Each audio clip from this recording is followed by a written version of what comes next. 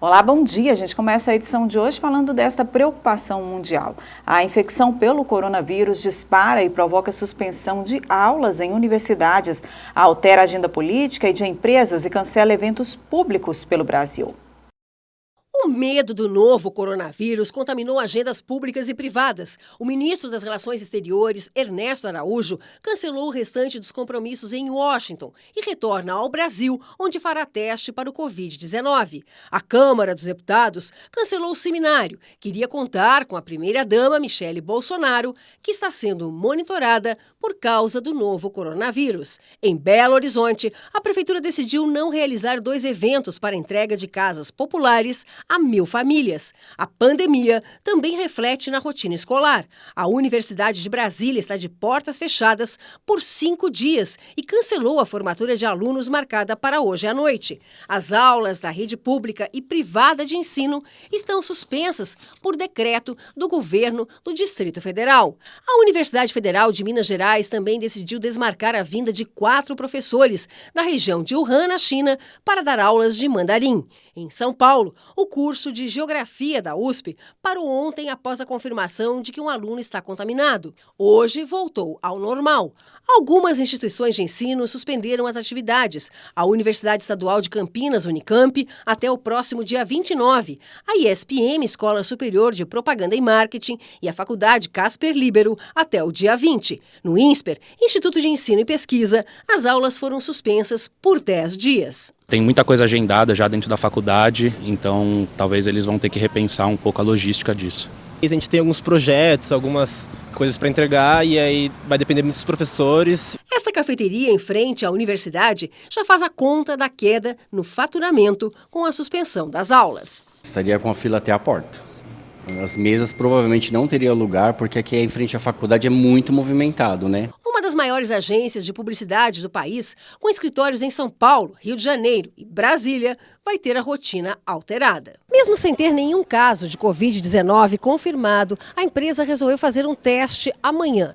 Todos os 500 funcionários vão trabalhar em casa. A gente quer garantir que a gente sabe quais são as possíveis falhas que vão acontecer se houver uma crise e a gente tiver que afastar as pessoas. Então é um dia de teste para que na segunda-feira a gente volte e diga o que deu certo e o que deu errado e que a gente possa aprender com os erros e, se for necessário, a gente dá continuidade a um trabalho remoto. Um funcionário de outra empresa que trabalha no mesmo prédio está com Covid-19. Por isso, também a preocupação. Todos os funcionários que apresentaram doenças respiratórias e febre foram afastados. O tempo inteiro que reportem ao Recursos Humanos se aparecer sintoma de febre ou alguma outra coisa, não para evitar apenas o coronavírus, mas para evitar qualquer tipo de doença que também acaba afetando no absenteísmo da empresa. E vamos falar agora então de prevenção. A médica Rosana Hitman, infectologista do Instituto Emílio Ribas, esclarece dúvidas sobre como se proteger da doença. As aglomerações favorecem muito a disseminação desse vírus. Tem estudos agora mostrando também a possibilidade do vírus estar nas fezes e com isso você acaba tendo muito mais contaminação do ambiente. Então, a hora que você tem muita gente aglomerada, você tem um risco maior não só da transmissão respiratória, mas também na transmissão do contato e também na transmissão até via indireta, talvez, através de outros locais onde todo mundo vai, por exemplo, com as mãos. O avião, você tem, a gente sempre fala, o risco é você ter uma pessoa infectada, quem está sob risco é quem está nas poltronas 2 fileiras para frente, 2 fileiras para trás e para os lados. O resto do avião, o risco é muito menor. É fundamental no transporte público você usar o álcool gel nas mãos para evitar a sua autocontaminação, porque é muito comum a gente colocar a mão na face, no rosto, nos olhos, então é isso que a gente tem que evitar. Todo mundo que tiver com sintoma respiratório, independente de ser o SARS-CoV-2, que é o coronavírus, ou o vírus da gripe ou parainfluenza, deve evitar expor as outras pessoas, porque a gente sabe que a imensa maioria vai ter como se fosse uma gripe, as pessoas que não estão de alto risco. Porém, essas pessoas podem transmitir para pessoas muito mais vulneráveis. O que nós precisamos evitar nesse momento é morbidade. O que significa isso? Internação de pacientes mais vulneráveis e morte dos pacientes muito mais vulneráveis. As máscaras devem ser usadas para quem tem sintoma respiratório e precisa sair de casa. Então, esta pessoa obrigatoriamente deve usar uma máscara como barreira para não contaminar o ambiente. O coronavírus, até este momento, não está demonstrado que os pets, os nossos animais de estimação, etc., estejam sob risco. Mas isso ainda é uma pergunta não respondida. Até este momento, não há evidência. Quem já teve outras doenças infecciosas está mais vulnerável ao novo coronavírus? A médica Rosana Hitman, infectologista do Instituto Emílio Ribas, esclarece também essa dúvida. Não está muito claro quanto tempo o SARS-CoV-2 ele pode sobreviver no ambiente. Nós temos estudos com outros coronavírus e daí nós sabemos que essa sobrevida no ambiente pode ser, e eu estou falando de plástico, metais, etc., pode ser de horas até dias. É muito variável. Então, por que a gente está toda hora falando de higiene do ambiente e higiene das mãos? Exatamente por causa disso. Esse tempo de sobrevida a gente sabe que pode durar até dias, então nós temos que limpar o ambiente.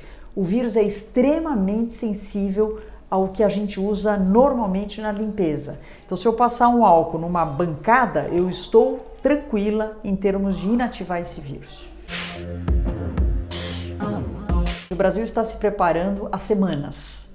Mesmo antes do vírus chegar no nosso país, já estava todo mundo se preparando. É claro que, se você me perguntar, nós temos estrutura para em uma semana você ter um número enorme de casos? Em nenhum lugar do mundo existe isso. Nós estamos preparados para fazer diagnóstico, nós estamos preparados para ter uma vigilância ativa no sentido de detectar os casos e, claro, a gente espera que a gente esteja preparado também para poder hospitalizar e dar uma assistência adequada para os pacientes que adoecerem.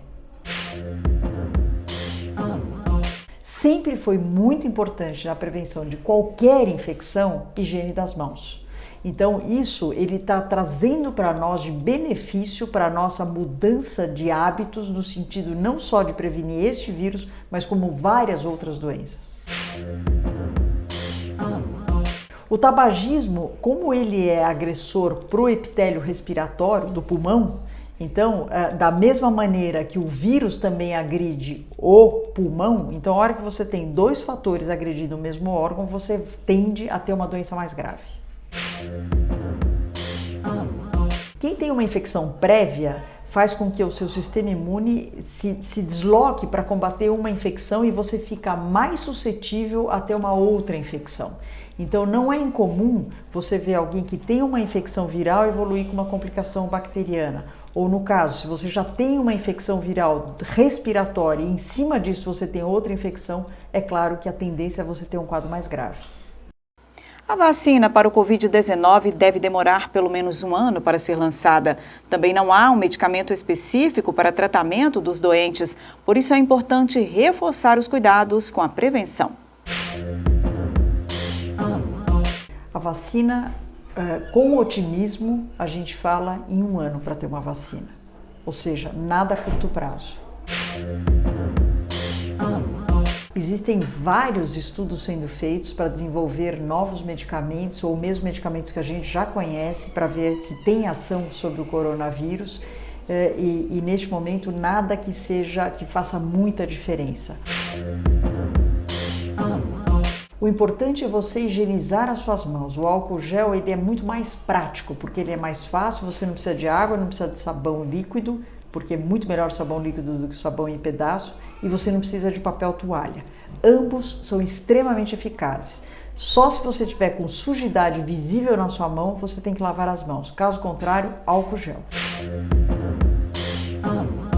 O Covid-19 está mostrando que a idade é um fator muito importante de risco. E os mais velhos, como eles em geral, eles têm alguma outra doença associada, não só à idade, então a imunidade está mais baixa com a idade e a maioria deles ou tem um problema respiratório, ou cardíaco, ou diabetes, então acaba pegando essa população de risco. No início, o número de homens era bem maior do que o de mulheres, porque se a gente for lembrar, começou lá naquele mercado de peixe lá em Wuhan.